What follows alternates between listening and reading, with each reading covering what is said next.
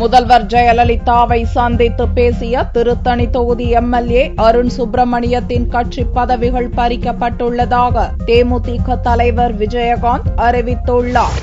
திருத்தணி தொகுதி தேமுதிக எம்எல்ஏ அருண் சுப்பிரமணியன், அணைக்கட்டு தொகுதி பாமக எம்எல்ஏ கலையரசன் ஆகியோர் முதல்வர் ஜெயலலிதாவை சென்னை தலைமைச் செயலகத்தில் வியாழனன்று நேரில் சந்தித்து பேசினர். இதைத் தொடர்ந்து எம்எல்ஏ கலையரசன் பாமகவிலிருந்து நீக்கப்பட்டுள்ளதாக அக்கட்சியின் தலைவர் ஜி.கே. மணி அறிவித்திருந்தார். இந்நிலையில் வெள்ளியன்று தேமுதிக தலைவர் விஜயகாந்த் வெளியிட்ட அறிக்கையில் திருவள்ளூர் மேற்கு மாவட்ட தேமுதிக செயலாளர் பதவியிலிருந்து அருண் சுப்பிரமணியம் நீக்கப்பட்டுள்ளதாக தெரிவித்துள்ளார். முதல்வர் ஜெயலலிதா சந்தித்து கட்சிக்கு எதிராக போர்க்கொடி உயர்த்தியுள்ள தேமுதிக அதிருப்தி எம்எல்ஏக்கள் எண்ணிக்கை 8ஆக உயர்ந்துள்ள நிலையில் அவர்கள் இதுவரை கட்சியிலிருந்து நீக்கப்படவில்லை என்பதும் கட்சி பொறுப்புகளிலிருந்து மட்டுமே நீக்கப்பட்டுள்ளனர் என்பதும் குறிப்பிடத்தக்கது.